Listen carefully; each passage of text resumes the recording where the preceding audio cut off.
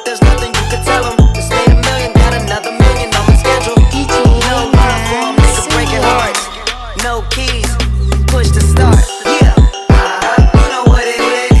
Everything I do it big. Yeah, screaming that's nothing. When I pulled on the lot, that's nothing. I tell my town, you see me, you know everything. Black and yellow, black and yellow, black and yellow, black and yellow. I put it down from the whip to my diamonds. I've been black and yellow, black and yellow, black and yellow, black and yellow. Yeah, you know what it is. Everything I do it big. Yeah, screaming that's nothing. When I pulled. Baiklah, selamat siang untuk kita semua. Pada kali ini kami dari kelompok 3 ingin mempresentasikan tentang senyawa kovalen.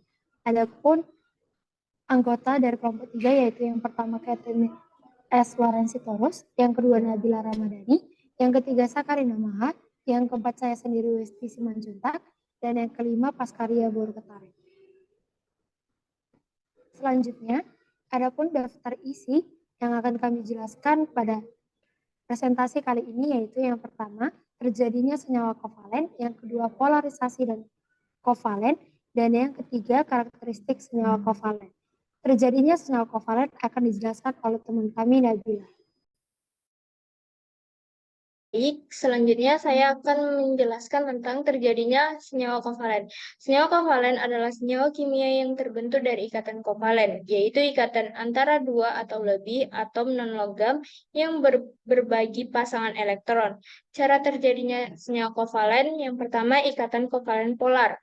Dalam ikatan kovalen polar, pasangan elektron yang berada di antara kedua atom dibagi secara tidak merata. Artinya, salah satu atom akan menarik elektron lebih kuat daripada atom lainnya. Hal ini menyebabkan satu sisi molekul menjadi bermuatan negatif dan sisi lainnya menjadi bermuatan positif. Contoh senyawa kovalen polar adalah molekul air, H2O, di mana atom oksigen menarik elektron lebih kuat daripada atom hidrogen sehingga terbentuk distribusi muatan dan polaritas. Yang kedua, ikatan kovalen nonpolar. Dalam ikatan kovalen nonpolar, pasangan elektron yang berada di antara kedua atom dibagi secara merata atau sama rata. Artinya, tidak ada atom yang menarik elektron lebih kuat dari yang lain sehingga tidak terbentuk distribusi muatan atau polaritas. Contohnya, senyawa kovalen nonpolar adalah molekul nitrogen dan 2, di mana elektron yang berada di antara kedua atom dibagi secara merata sehingga tidak ada distribusi kerapatan elektron.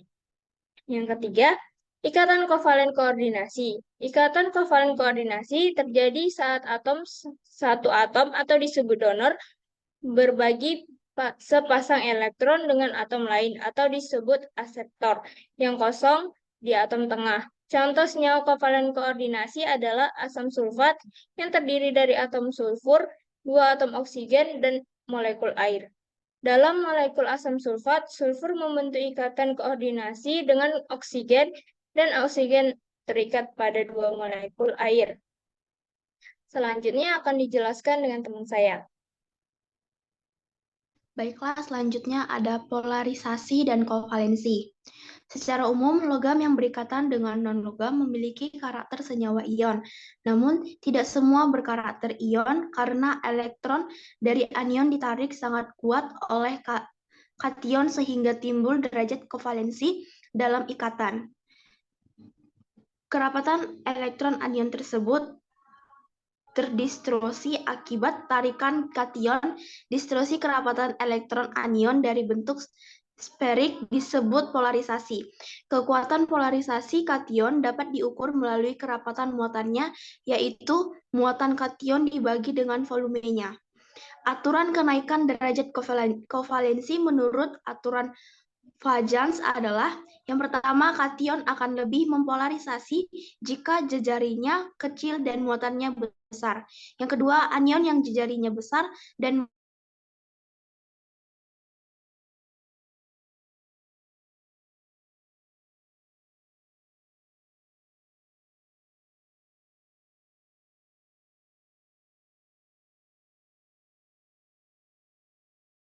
titik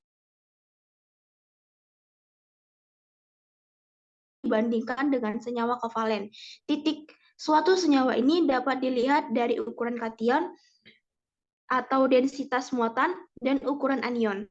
Semakin mudah kation mempolarisasi anion, maka titik leleh senyawa tersebut semakin kecil. Baiklah, selanjutnya karakteristik senyawa kovalen. Yang pertama, kepadatan rendah. Senyawa kovalen memiliki kepadatan yang relatif rendah dibandingkan dengan senyawa ionik. Yang kedua, titik didih dan titik leleh rendah.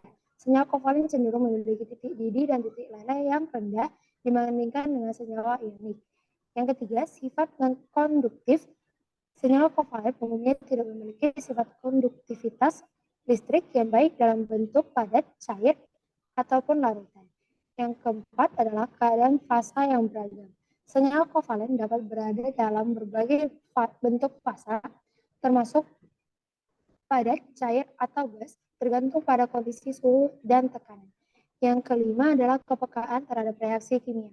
Senyawa kovalen cenderung lebih reaktif dibandingkan dengan senyawa ionik. Yang keenam, kelarutan dalam pelarut polar. Senyawa kovalen memiliki kecenderungan untuk larut dalam pelarut polar seperti air. Dan yang terakhir, sifat molekul tidak elektrolit. Senyawa kovalen umumnya tidak mengionisasi dalam larutan sehingga tidak dapat mengantarkan listrik dalam bentuk larutan. Baiklah, selanjutnya kami akan menjelaskan bentuk ataupun struktur dari senyawa kovalen dengan aplikasi ChemScat yang akan dibahas oleh teman kami. Aplikasi ChemScat ini biasanya digunakan untuk menggambar struktur kimia. Nah, langsung saja kita masuk ke aplikasi ChemScat-nya. Nah, di dalam aplikasi ChemScat ini terdapat beberapa fitur penting. Yang pertama, pada kolom pertama ini, kolom File, Edit, Page, Tools, dan yang lainnya ini merupakan menu bar. Nah, yang selanjutnya pada kolom kedua yaitu ada Structure, Draw, dan lainnya ini termasuk ke dalam General Toolbar. Nah, yang ketiga yang seperti ini adalah Structure Toolbar.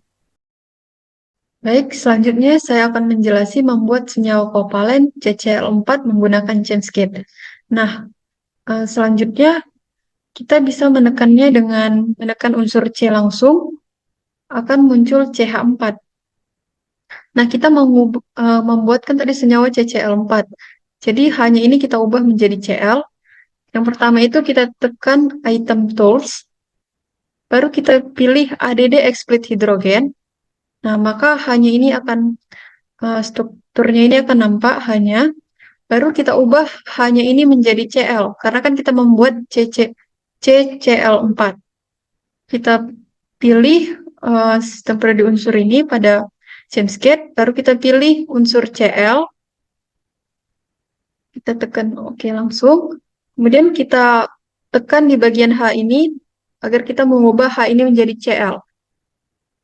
Ubah semua. Nah, ini udah menjadi CCl4. Nah, di sini kita juga bisa dapat melihat nama senyawanya. Kita tekan menu tools, baru kita pilih bagian generates, baru name for structure. Nah, maka nama dari struktur yang kita buat itu akan langsung muncul. Maka itu kita bisa mengecek senyawa yang kita buat itu benar atau tidak. Selanjutnya, kita ingin melihat CCl4 ini dalam 3 dimensi. Caranya itu kita blok saja. Kemudian kita pilih bagian item di atas ini, 3 dimensi view. Nah, maka bentuk CCl4 dalam 3 dimensi itu seperti ini. Yang warna hijau ini adalah unsur Cl-nya, dapat dilihat. Dan yang biru ini unsur C. Kita juga bisa mengubah bentuk 3 dimensinya. Ini.